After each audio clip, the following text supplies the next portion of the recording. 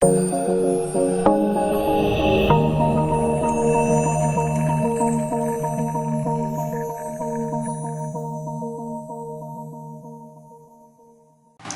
siang, kita bertemu lagi di pertemuan 14 Desain dan Analisa Algoritma. Pada pertemuan ini, kita akan membahas tentang algoritma Minimax dalam teori game atau permainan papan, dan juga algoritma Alpha Beta Bruning yang adalah pengembangan dari Minimax. Kita langsung mulai aja. Minimax itu apa? Dia itu adalah sejenis algoritma backtracking yang untuk pengambilan keputusan, dia menemukan langkah optimal bagi pemain dengan asumsi lawannya juga mainnya optimal. Minimax itu banyak diterapkan dalam permainan yang dua pemain dan papan. Misalkan tic-tac-toe, backgammon, congklak, connect four, catur, dan permainan papan lainnya. Di Minimax itu ada namanya pemain max, pemain min, maximizer, dan minimizer. Maximizer itu adalah komputer itu sendiri atau komputernya yang menggunakan Minimax. Dia berusaha dapatkan skor yang paling tinggi atau terbesar. Minimizer itu sebaliknya, dia mendapatkan skor serendah mungkin. Kebalikannya, misalkan yang ini 1000, yang ininya minus 1000. Ini min ini adalah lawan dari max atau lawan dari komputer yang menerapkan Minimax. Kemudian pada Minimax, keadaan papan itu memiliki nilai yang terkait dengannya. Misalkan papan 1 nilainya 100, papan 2 nilainya 0, papan 3 nilainya 1, dan seterusnya. Jika max-nya unggul atau hampir menang, maka skornya cenderung positif. Misalkan 90. Jika yang unggul adalah minimizer, maka nilainya kecil, di atau di bawah 0, misalkan minus. Kemudian, nilai papannya dihitung menggunakan heuristik yang unik untuk setiap jenis permainan. Ini maksudnya untuk catur, connect four, tic-tac-toe itu beda-beda. Misalkan kalau catur, jumlah bidak yang ada, misalkan ratunya berapa nilainya. Kalau di Otelo, misalkan itu seberapa banyak buah-buah yang ada, buah warna dia yang ada. Oke, misalkan ini ilustrasinya. Permainan ada 4 keadaan akhir daunnya. Dia punya keadaan dari akar menuju 4 daun dari pohon biner sempurna yang ditunjukkan slide sebelumnya. Pemain A atau max itu giliran pertama, artinya dia berada di akar atau root, dan lawan pemainnya ada di level di bawahnya, satu level di bawahnya. Langkah mana sih yang akan dilakukan pemain max dengan anggapan lawannya juga mainnya dengan benar atau optimal? Yang mana diambil? Kayak gini. Karena dia backtracking, maka dia nyoba satu-satu dulu langkah yang mungkin. Kemudian mundur. Misalkan max-nya ke kiri. Sekarang giliran minimizer dan memilih antara 3 dan 5. 3 dan 5 ini dipilih. Konsep minimizer itu adalah memilih yang paling kecil. Berarti dia memilih yang 3. Kemudian max ke kanan atau ke kanan atau right. Sekarang minimizer milih 2 atau 9. Artinya dia apa? Milih yang paling kecil. Milih 2. Kemudian max-nya milih nilai yang lebih besar antara yang dipilih tadi 3. Ya ininya 2. 3 sama 2. Dia milih yang paling besar, yaitu dia milih yang 3. Kemudian langkah optimal adalah yang 3, yaitu pemain max memilih langkah kiri, dan kemudian si pemain min menjalankan langkah yang mengarah ke yang 3. Itu yang paling optimal. Ke paling 3 bisa saja dia milihnya 5, kalau seandainya pemain itu mainnya ngasal. Ini. Meskipun ada nilai 9, minimizer tidak akan pernah memilihnya. Asumsinya apa? Karena bisa saja lawannya main optimal dan tidak terlalu bergantung dengan blunder atau kesalahan dari lawan. Itulah makanya dia ambil main amannya aja, dia ambil yang kiri, karena 3 lebih besar daripada 2. Itu dia main aman. Oke, sebelumnya slide sebelumnya itu hanya contoh sederhananya aja ya. Karena di permainan sesungguhnya kayak tic-tac-toe lah, itu ada 9 kemungkinan langkah. Dia milih kotak 1 sampai dengan 9. Dan catur ada berapa langkah? Ada banyak banget. Mulai dari 1, bidak, ratu, dan sebagainya. Daunnya skornya ditentukan oleh kita yang ini. Yang benar itu ada fungsi evaluasi.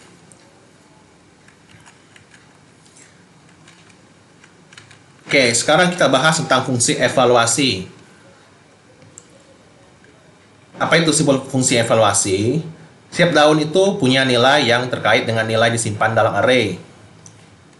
Di dunia nyata, kayak tic-tac-toe, catur, sebagainya, fungsi yang hitung nilai papan itu tergantung pada penempatan bidaknya. Misalkan, caturnya, ratunya diletakkan di mana.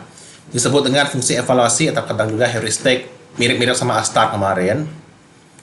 Dia itu unik untuk setiap permainan.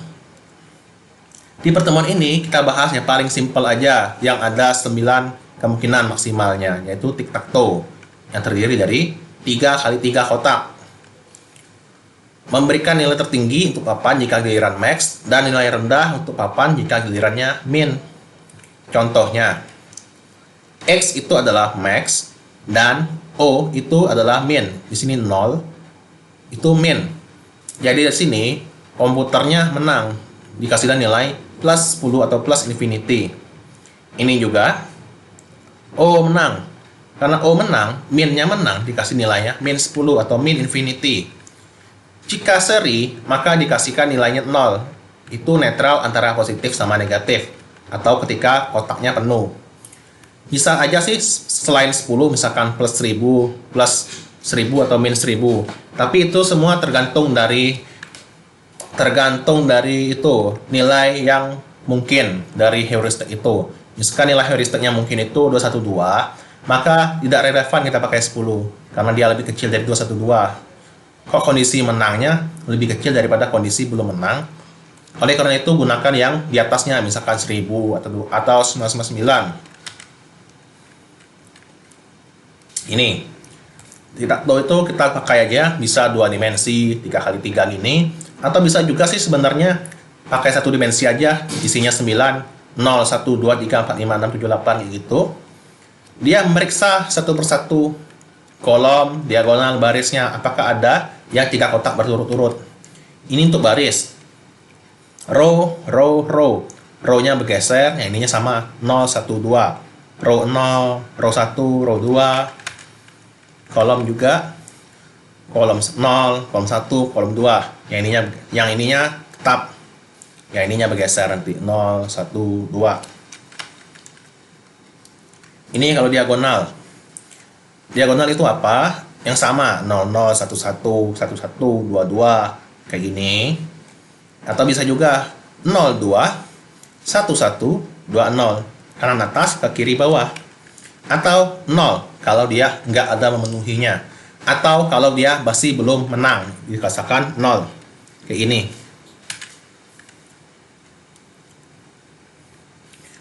Algoritma minimax dan evaluasi tadi kita gabung untuk buat AI dari tic-tac-toe yang dia bisa mainnya dengan sempurna. Seperti yang di game-game yang umum-umum ada itu, yaitu menerapkan AI untuk tic-tac-toe. Dia mempertimbangkan semua kasus yang ada dan langkah paling optimal. Ini pseudocode-nya. Fungsi baru bernama fin best move. Dievaluasi semua langkah yang ada. Kotak 1, kotak 2, kotak 3 sampai dengan kotak 9. Dan kemudian memberikan langkah yang terbaik, dilakukan maximizer kayak gini. Intinya dia awalnya base-nya itu 0, belum ada. Kemudian setiap langkah itu dicek satu-satu. Jika lebih baik daripada langkah terbaik saat ini, maka diubah langkah terbaiknya. Misalkan kotak 1, ubah jadi kotak 8. Kemudian kembalikan. Algoritma minimax-nya ini, apakah dia lebih baik daripada langkah terbaik, maka digunakanlah minimax. Dia mempertimbangkan semua keadaan papan.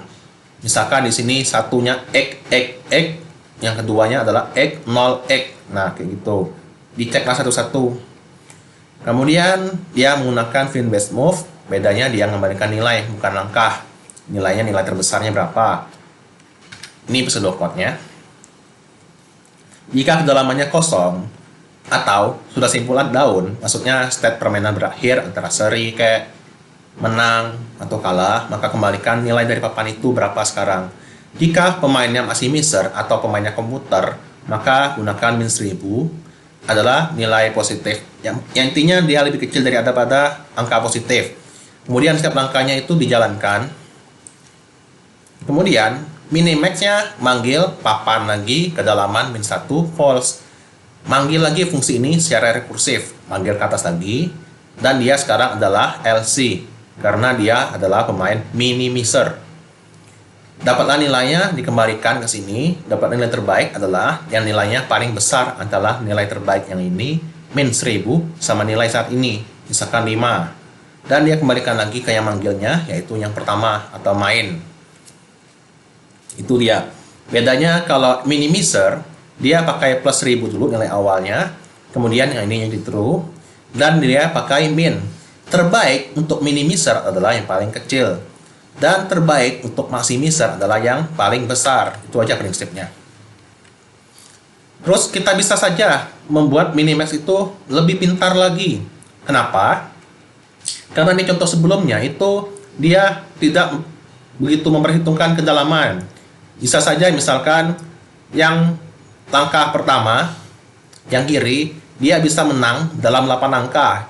Sedangkan langkah kedua bisa menang dalam 2 langkah. Otomatis yang benarnya itu adalah makin cepat menang, itu makin baik. Dengan begini, dengan menerapkan yang ini, maka kita bisa membuatnya lebih pintar lagi. Pintarnya maksudnya gimana? Dia memilih langkah yang lebih cepat untuk menang, dan memilih langkah yang lebih lambat untuk kalah.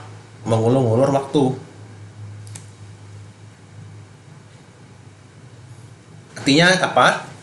Kalau dia kalah, dia akan mengulur waktu hingga lawannya itu berbuat kesalahan dan bisa berbalik keadaan. Itu dikatakan pintar. Kemudian langkah A kayak saya bilang tadi, dia bisa menang dalam 2 langkah.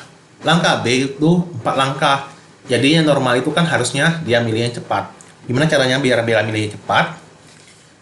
Plus 10 ini yang tadi kita modifikasi. Modifikasinya gimana? Biar dia milih A terus, jangan sesekali milih B. Dia bisa dikasihkan heuristiknya itu ditambahin, misalkan sisa nilai kedalaman, yaitu kedalaman dikurangi level kesimpul daun dari keadaan simpul saat ini. Makin masuk, dia makin kecil nilainya. Jika terjadi kemenangan, AI memilih kemenangan jumlah langkah paling sedikit, dan jika langkahnya kalah, maka dia milih yang sebanyak mungkin dengan harapan lawan buat kesalahan. Seperti kayak tadi, kalau kedalamannya kita pakaikan 6 misalkan awalnya. 2 langkah, berarti dia sisanya adalah 4, jadi 14. Kalau 4 langkah, sisanya 12. Berarti yang lebih baik itu adalah nilainya 14, karena kita milih yang maksimum dari 14 sama 12. Makanya dipilihlah angka A terus. Ini dianya, pseudocode-nya. Sama kayak tadi. Kalau menang, max menang, maka plus kedalaman dikurang level. Kalau min menang atau kalah max-nya, maka skor kalah min kedalaman min level. Artinya minus. Makin banyak minus, artinya dia makin mungkin dia adalah makin kecil minusnya itu berarti dia akan dipilih dibandingkan minus yang besar atau lebih kalah lebih cepat. Seperti ini. Harusnya dia milih yang ini, bukan yang ini.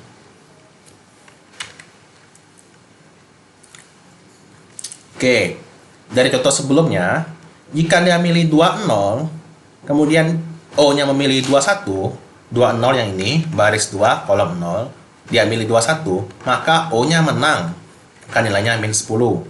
Kemudian dia milihnya 21 di sini, maka dia komputernya akan memilih yang seri. Serinya gimana? Dia milih yang kanan untuk menutupi kemungkinan menang dari sini.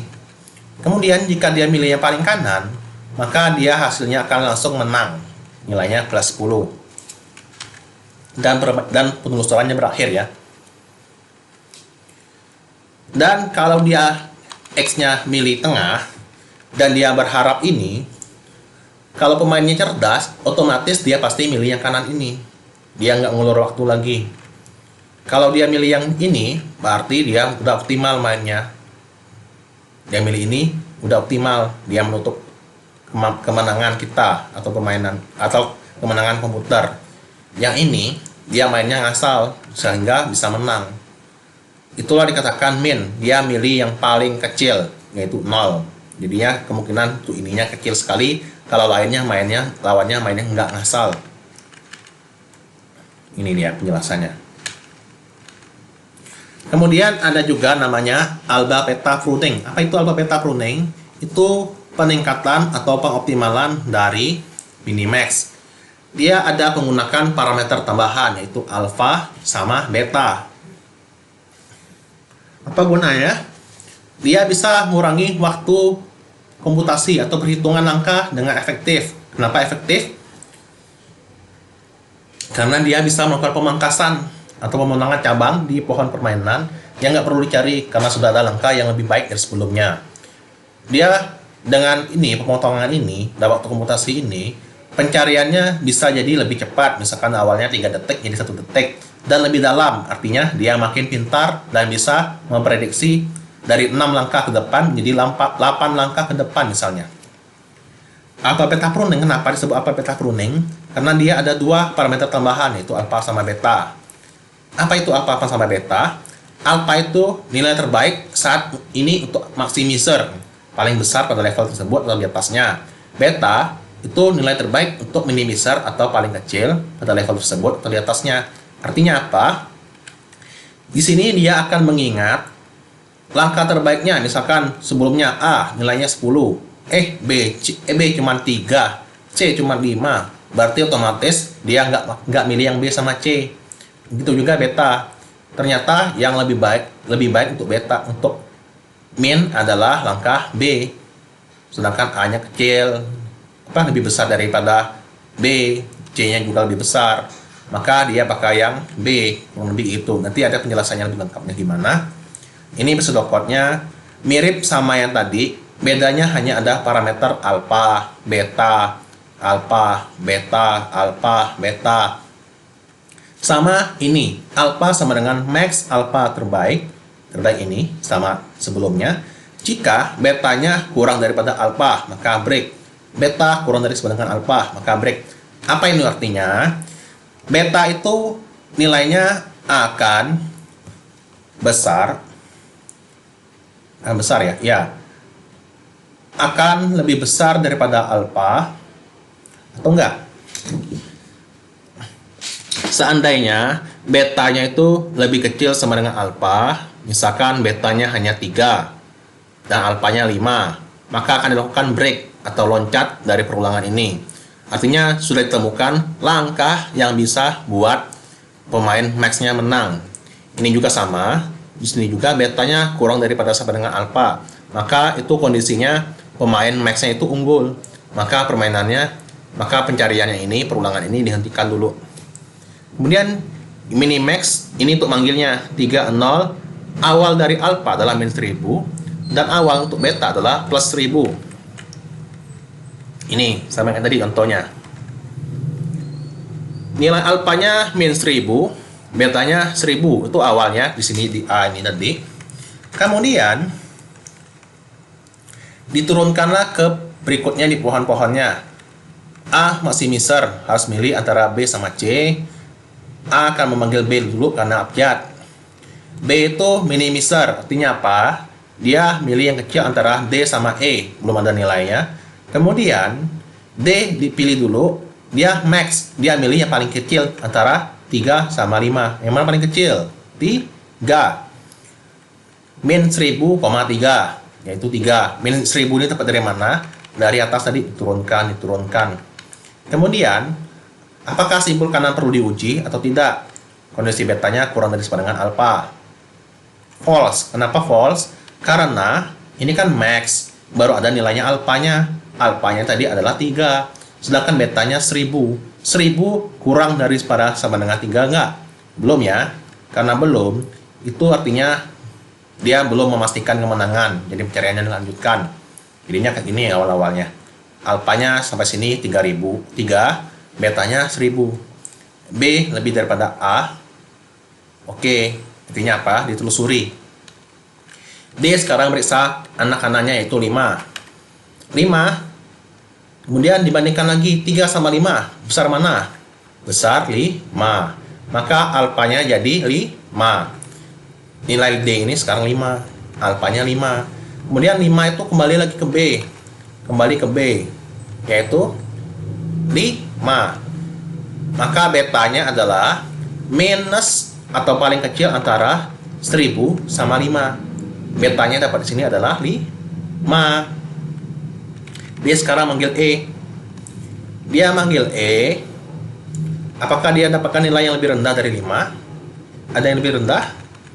Kemudian E, nilai alfa dan beta bukanlah min 1000 dan 1000, melainkan min 1000 dan 5 berturut-turut. Kenapa 5? Karena B-nya sudah diwariskan ke sini. Kembalikan ke orang tuanya, jadinya B-nya 5. Kemudian nilai alfa bukan 5 dikarenakan itu untuk simpul D. Nih, dia nggak satu level ya. Dia nggak kembalikan ke sini, yang dikembalikan itu beta. Oleh karena itu, lanjut. Sekarang E meriksa kirinya yaitu 6. Kemudian di E, alfanya adalah max min 1000 sama 6. Karena ini max ya, pakai alfa. Kalau max itu pakai alfa, min pakai beta. 6 sama 5. Max alfanya itu max min 1000 sama 6, yaitu 6 yang paling besar. Kemudian kondisinya beta. Betanya berapa? Beta adalah 5. Dan alfanya adalah 6. Berarti betanya 5 kurang dari sepadan dengan 6, itu nilainya 6. Apa nilainya? True. Artinya meskipun kita dapat 9 di sini, 9, namun karena ini min, dia pasti milih yang 5. Makanya ini nggak usah cari mau nilainya 100 kek, 1000 kek, 3 kek, pastinya dia lebih kecil. Pastinya dia milih di sini milih yang terbesar yaitu 6 tadi. Kemudian 6 di sini dia pasti pilih yang kecil yaitu 5. Makanya dia dicoret, di break. Dan E mengembalikan 6 langsung ke B. Balik ke sini B. 6. Kemudian min dari 5 sama B. 5 sama 6. 5 sama 6. Berapa paling kecilnya? 5. Karena dia min. Jadinya betanya sekarang adalah 5. Nih, alfanya 6, betanya apa? Kemudian dikembalikanlah ke A. B mengembalikan 5 ke A. Dia mengembalikan 5 ke A. Karena sebelumnya A-nya itu alfanya belum ada ya, jadinya min 1000 sama 5. Max-nya dipastikan memperoleh nilai 5 atau lebih. Artinya, pemain max pasti dapat nilai minimal 5 jika dia bermain dengan optimal dan memilih langkah yang kiri, yaitu B. Kemudian memilih C, memanggil C. C dipanggil, kemudian F, kemudian 1, 2. C alfa betanya 5 sama 1000. Karena diturunkan dari max itu hanya alfanya. Max menurunkan alfa, betanya masih min 1000 dan betanya masih itu ya 1000. Turunkan alfa ke sini, kemudian turunkan lagi betanya. Alfa sama betanya yang tadinya alfa sama dengan 5, betanya 1000. C manggil F. Alfanya 5, betanya 1000. Dia periksa 1 sama 2. Ini kan max. 1 sama 2. Besar mana? Besar 5. Maka masih 5. Kemudian 2. Besar mana 5 sama 2? Besar 5. F mengembalikan nilai 2 ke C. C 2. Ini dari 2. Paling besarnya 2. Paling besarnya mana? Paling kecilnya antara 2 sama min 1000 adalah 2. 2. Artinya apa? Beta min 1000,2 sama ini. Jadinya 2. Beta kurang dari sama dengan alfa. Artinya dia apa? di break, dipotong. Artinya ini ya nggak ditelusuri sama sekali. Artinya apa? Kalau dia memilih C, yang pasti didapat itu lebih buruk daripada dia memilih B, itu 5. Kalau dia kurang dari sama dengan 5, mau 5 kayak sama nilainya, atau 4, 3, 2, 1, dipotong, nggak dicari lagi. Makanya dia akan memilih langkahnya sebelah kiri, yaitu B. Ini. Jadi kurang lebih seperti ini. Karena dia ini, angka yang ini pasti nilainya lebih buruk daripada 5. Jadinya nanti komputernya akan memilih yang B. Ini penjelasannya. Oh, pilihnya nanti A, milih B, kemudian komputernya milih D, karena dia nilainya 5 simpul down-nya atau step akhirnya. Kemudian ini kode-kodenya, nanti ada penjelasannya tersendiri. Minimax-nya, kalau awal-awalnya, kalau dia giliran kedua, dia memilih kotak kedua, dia nilai simpul down atau state akhir, entah permainannya berakhir kayak, atau permainannya gagal menang, kalah, seri, atau kedalamannya habis, itu nilainya 56. Sedangkan kalau ambal peta pruning dipangkaslah tadi, jadinya 14 doang. Otomatis dia akan jadi lebih baik. Kayak gini misalkan, giliran 2, 4, 6, 8, 5, 6, 30, 12, 2. Tuh, dia makin kecil. Itulah apa peta pruning, merupakan peningkatan dari minimax. Sebenarnya di atas apa peta pruning itu ada juga yang lebih baik kayak NTDF, genetika dan sebagainya macam. Namun di sini saya bahasnya dasar-dasar aja. Untuk pengembangan ilmunya bisa kalian pelajari sendiri nanti, dan bisa digunakan juga untuk skripsi kalian, misalkan bikin game Android dengan menerapkan minimax atau apa peta pruning untuk catur misalkan, atau Othello. Untuk tic-tac-toe ini terlalu sederhana kayaknya, jadi jangan untuk tic-tac-toe lagi lah, minimal Connect 4 atau Othello. Kalau catur mungkin agak terlalu ribet karena setiap bintang itu beda-beda.